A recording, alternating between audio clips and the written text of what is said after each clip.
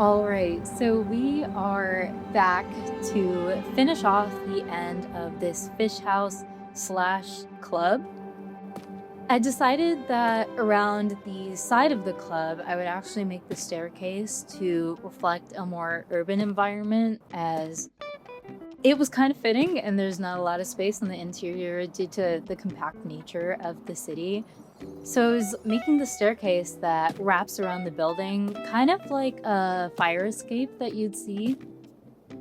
And then I also decided to wrap that in some mangrove trapdoors to kind of fit with the vibe of the club, also match the building. And it's a very fun and unique shape compared to all the other trapdoors. Definitely adds a lot of character to the building. I had this tinted glass working in the back too as kind of like signage, which I mixed with redstone lamps as well as chiseled bookshelves, as there's a lot of nice texture with chiseled bookshelves, especially with Seuss PVR. And then all of my buildings have this glazed terracotta element. I love glazed terracotta so much. I saw a Dillis dude do this in one video. I believe that's how you pronounce his name, where he used glazed terracotta and the matching color ore to give the vibe of graffiti with drips of graffiti below it. And I think it's a really nice finishing touch for the exterior of the building to add character, kind of like signage, especially with the painting on the side.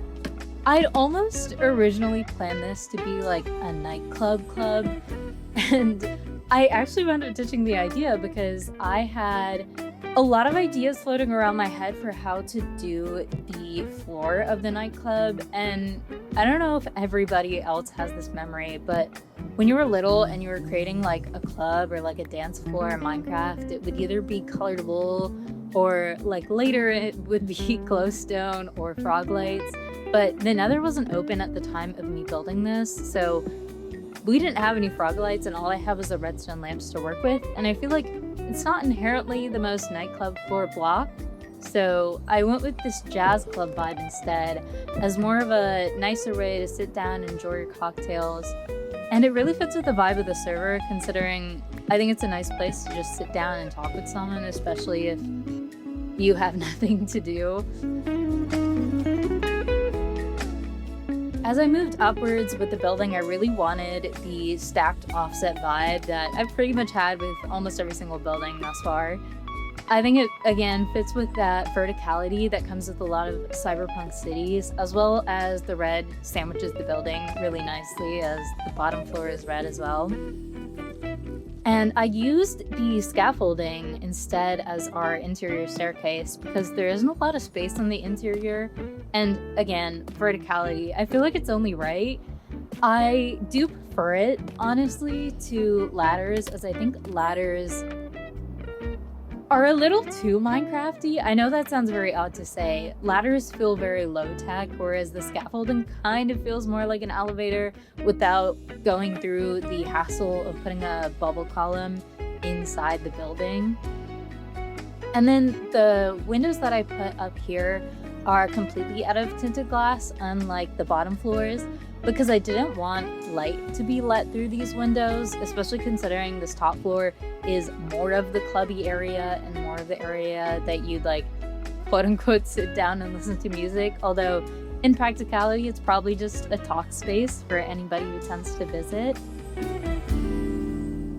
I like the shutters on the side, as I think they do a lot to shade out the sun. Not that the sun is coming through the tinted glass, but I think it somehow still works as shade, even if that might not entirely be true via light levels.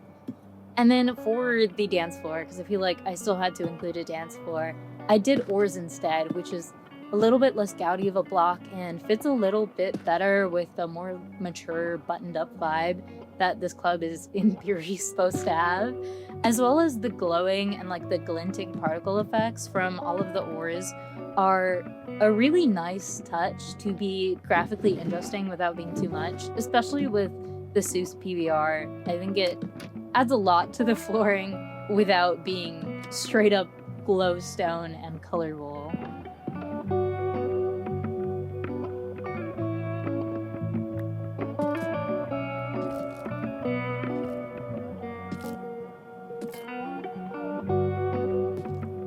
also had these redstone lamps on the upper floor corner with a bunch of trapdoors over it. I was kind of hoping that as the club would be busy or like fill up, people would be accidentally stepping on these pressure plates and it would flash light on the outside, because I think, correct me if I'm wrong, I think the light filters through those chiseled bookshelves, so it gives off some light and some illusion that it's busy without it being really bright on the outside or the inside, as well as not being lit up the entire time, because I didn't really have the space in the flooring to put the redstone mechanics in there to make it really nice. I think maybe if I had the space, I would have put a shulker, but the shulker gets kind of annoying with space, and then you kind of need a wall to stick all the redstone in, so I decided to opt out.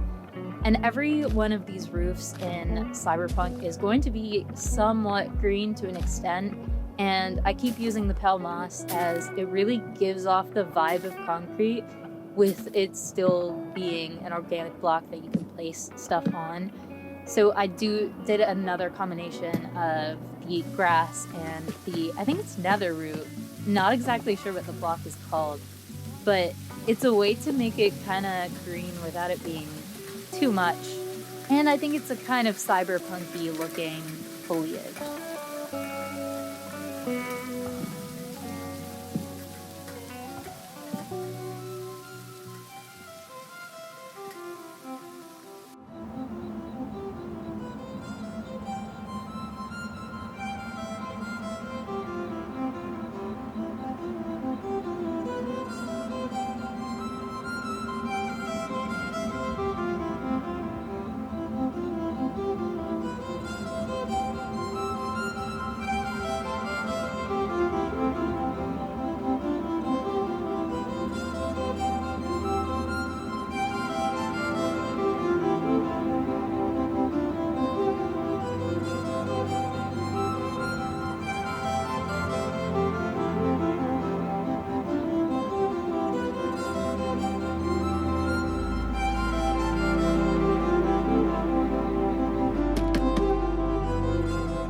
So one of the points that I made in my last video is that I want a lot of buildings to be built on top of each other.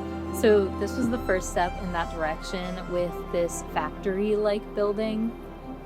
This is very, very deeply inspired by the Hachi-F Shogyu Biru, or like 8F commercial building that is in Hoshu Life, which I believe translates to Renovation Life, which is a Japanese Minecraft server. I think this is also a building in real life. I'm gonna be honest, I'm not entirely sure, and Google wasn't being very helpful when I was trying to figure that out. But the exterior idea of the bone, calcite, and diorite are deeply inspired by that.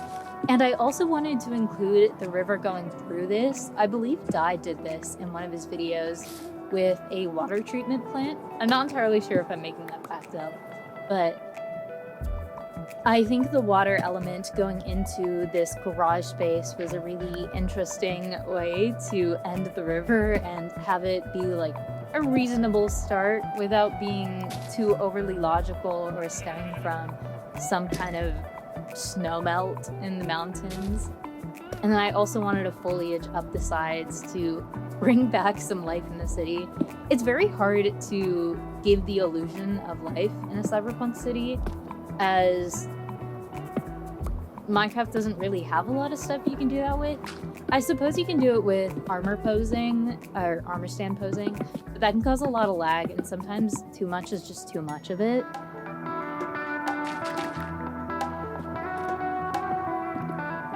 And then for the exterior windows, I've definitely said this in a video that I hate multi-layered windows. I think it's very impractical and rather illogical, especially if you're playing in survival.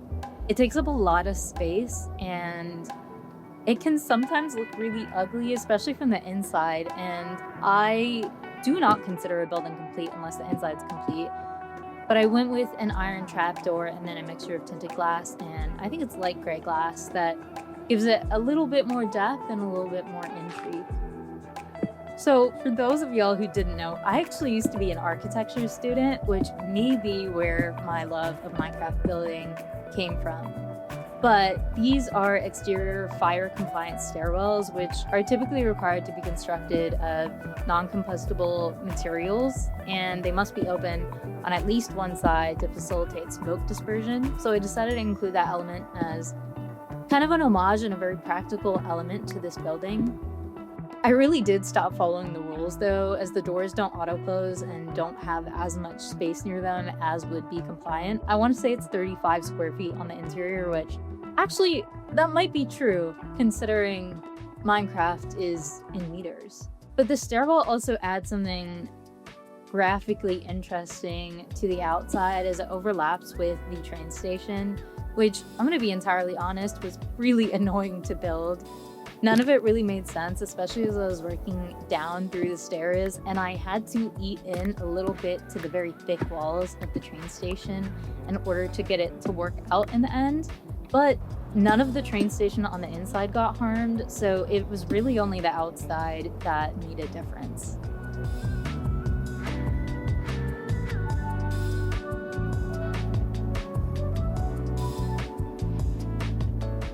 As part of my effort to disguise the double layer windows, I was going in the interior and layering it with regular and polished andesite to kind of blend together how everything looked. I think it turned out fine in the end. I was really worried that it would look very awkward, but because the building is so big, it's not like a ton of space was lost on the inside. And I'm very happy that I still had arguably too much space on the inside despite doing that. And like I formerly mentioned, all of my roofs have to be somewhat green, so I decided to furnish up the top roof and make it look a little bit more practical. I've been found. Hi. I was like, wait, why is there a name tag below me? My bad. I'm building some insane shit. It kind of looks like a mess right now. No, don't worry. I've seen the video. Don't worry. It's starting to look really nice. What's exactly? Yeah, there's this is gonna be like a multi-use facility. I don't like what isn't gonna go in here? I'm gonna do like a clay farm, Nice. like a regular like wheat, onions, tomatoes, all the crops, and then Is it all going to be automatic? I'm gonna be honest, I've never built an automatic farm. The clay farm will be automatic because I was originally gonna build it like in the mountain over there. There's like a torch, I don't know if you can see it, like a torch and an opening. I was gonna build it over there, but this chunk is always loaded in, so I figured the farm should anyways go here. All good. I came for inspiration, ironically enough, because I need to figure out how to build a bit more. I guess I'd expand my build palette, if that makes sense. I kind of worked backwards on this building. I was doing the exterior of the building before I was doing the interior. I think in the end it worked out fine, but if you know me, I'm characterized very heavily by building from the top to the bottom so that when I'm building a floor, I completely finish the interior of the floor before I move up to the next floor.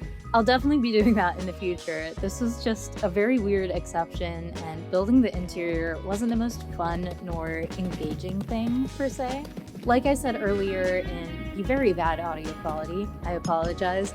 All of the interiors are going to be different levels of farms so that we can work with Farmer's Delight and make more food for the city. Not in a particularly Cyberpunk way, but in a way like this is a corporation that owns the entire food supply. But I'll get into a little bit more of that later. So I started with the bottom floor being wheat, the middle floor is carrots and potatoes and cabbage, and then the top floor is tomatoes and onions. Around. I don't really know what I'm doing. I'm like doing everything actually is what's happening. What are you supposed to be doing, ironically enough? I have like a farm. I will give you diamonds for gunpowder. They're over here. We have a lot of diamonds. I like genuinely don't need diamonds. I don't have a lot, but I will give you whatever we have. That is enough. Whatever you have is absolutely enough.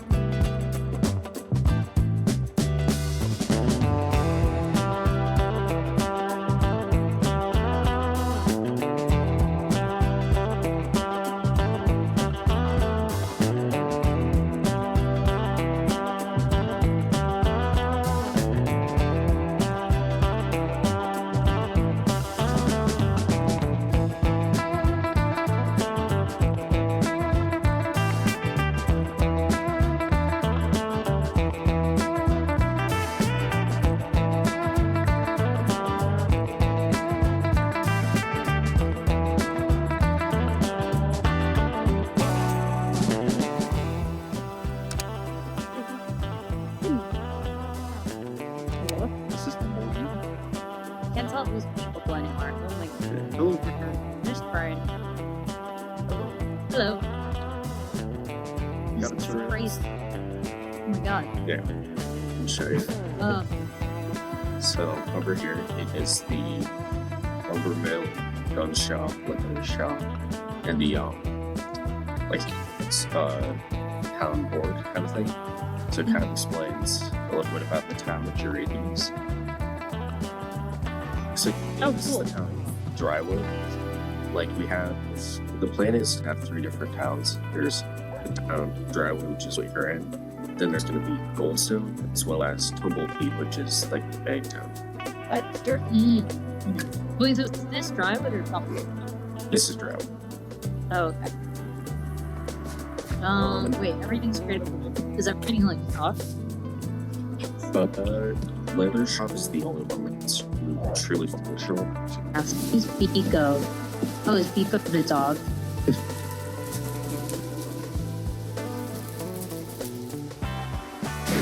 A lot of time than with early. Makes all our lives a little easier. Why is this? Oh, this Oh, ice highway. Okay.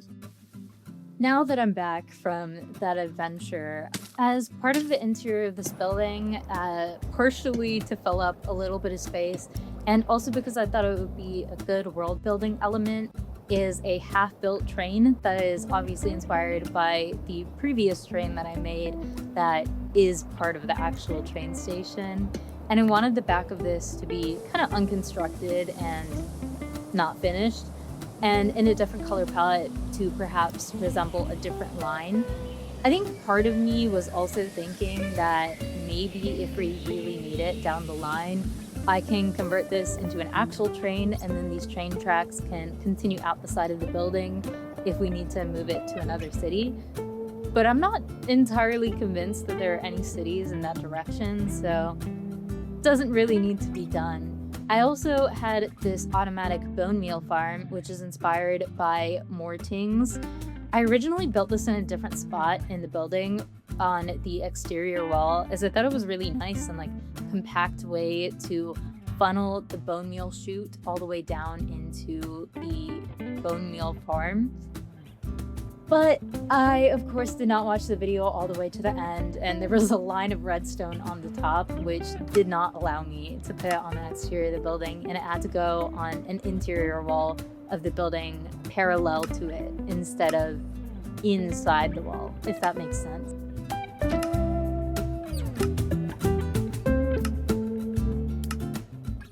Or up and also try to make the stuff functional, but it's really not easy.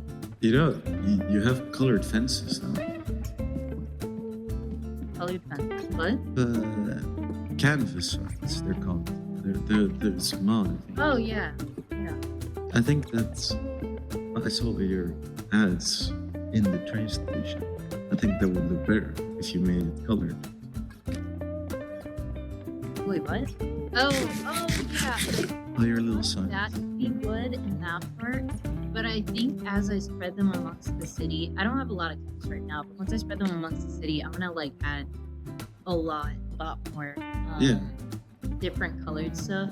I don't want it to be too colorful. I want it to be like natural muted colors, but colorful. I don't know if that makes sense. Like I Yeah. like colorful the maker is because it's not like glaringly bright.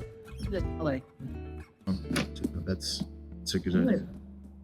was I? Oh, that's what I was doing. Right. Oh.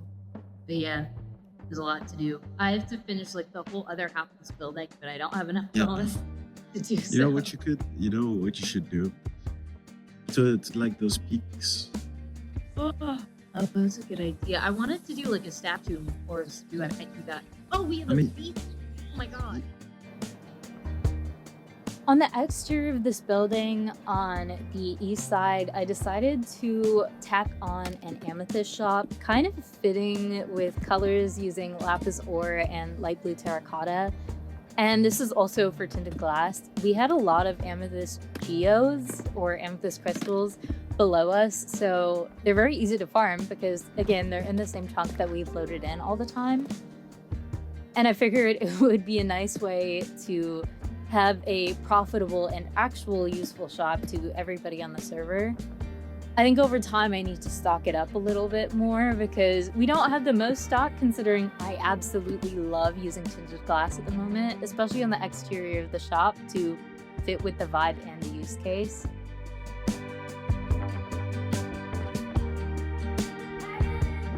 I was so happy to be in the last mile stretch of these buildings. I was so sick of doing these walls. I kept running out of bone meal this entire time and had to beg people on the server for seeds, dirt, flowers, anything that I could convert into bone to finish this building off. Eventually, I got Bird to give me some bones and bone meal, and I was saved in the end. I decided that this building and this corporation was going to be called Biotech. I originally decided Biotechs, but I decided tech sounds a little bit better. This is very clearly inspired by Biotechnica, which appears in the world of Cyberpunk 2077 as a biotechnology and agricultural conglomerate. It has multiple activities like genetic engineering, synthetic food production, and ownership of pretty much all the agricultural systems, which mirrors several tendencies visible in contemporary corporate structure, particularly within biotechnology and agribusiness.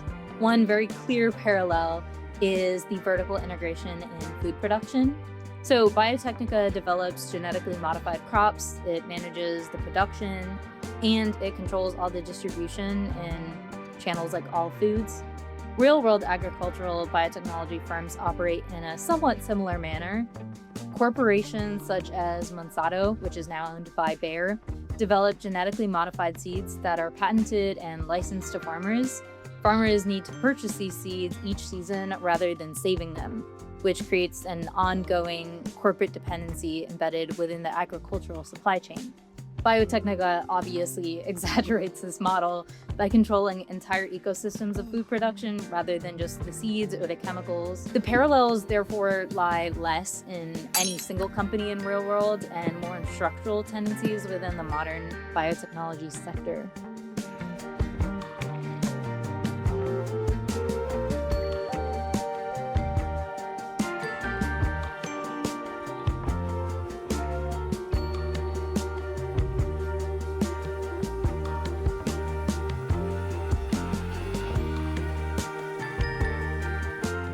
One part of owning the whole supply chain is we had to have some sort of meat, and especially with the mod that we have, Jobs Plus, leather is very, very helpful as it goes into the handles of the wooden tools that are specific to Jobs Plus. So cows, especially the fact that mushrooms are natural to this biome, was so mandatory, and for some reason I decided that the most convenient way to do this would be to airdrop them in via Happy Guest into the top of the building. But I got some help because I was struggling, and it worked out in the end.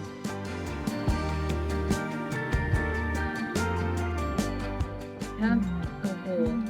I can't tell where I'm going right now. Okay, forward. Up. Forward. Now we're right above it. Stop. Wait. What the fuck? Okay, there we go.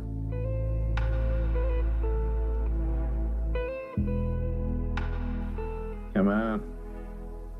Fat box. Get in. Jesus. There we go. Yeah.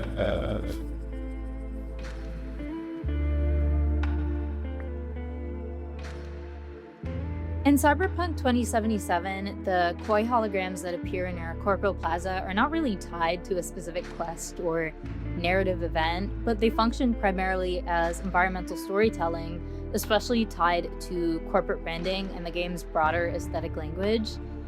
This imagery is more closely connected to the presence of Arasaka, the Japanese megacorp within the world of the game. And much of the visual language in the corporate district borrows from Japanese cultural motifs. The koi fish is a long-standing symbol in Japanese art and folklore associated with perseverance, transformation, and disciplined strength. The reference most commonly comes from the legend of koi swimming upstream and transforming into dragons after reaching the top of a waterfall. Within a corporate environment, that symbolism really maps easily onto ideas of ambition, hierarchy, and endurance within such a rigid system. In the setting of Corpo Plaza and here, the holographic koi also serve another architectural function, which is softening the otherwise rigid geometry of the corporate skyline. Corpo Plaza is dominated by straight lines, such as here, as well as reflective glass and massive vertical towers. But the slow looping movement of fish projected mid-air introduces a nice organic motion into an environment otherwise built around order and control.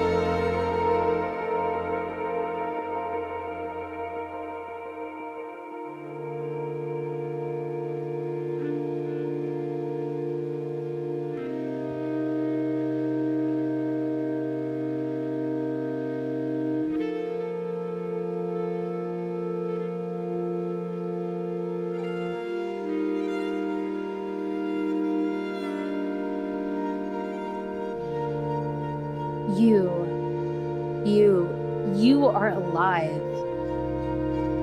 And sometimes the player believed the universe had spoken to it through the sunlight that came through the shuffling leaves of the summer trees. And sometimes the player believed the universe had spoken to it through the light that fell from the crisp night sky of winter. Or a fleck of light in the corner of the player's eyes might be a star 1,000,000 times as massive as the sun, boiling its planets to plasma in order to be visible for a moment to the player. Walking home at the far side of the universe, suddenly smelling food, almost at that familiar door, about to dream again. And sometimes the player believed the universe had spoken to it through zeros and ones, through the electricity of the world, through the scrolling words on a screen, at the end of a dream. And the universe said, "I love you." And the universe said, "You have played the game well." And the universe said, "Everything you need is within you." And the universe said, "You are stronger than you know." And the universe said, "You are the daylight." And the universe said, "You are the night." And the universe said, "The darkness you fight is within you." And the universe said, "The light you seek is within you." And the universe said, "You are not alone." And the universe said, "You are not separate from every other thing." And the universe said, "You are the universe tasting itself, talking to itself, reading its own code." And the universe said, "I love you because you are love." And the game was over. And the player woke up from the dream, and the player began a new dream. And the player dreamed again, dreamed better. And the player was the universe. And the player was love. You are the player. Wake up.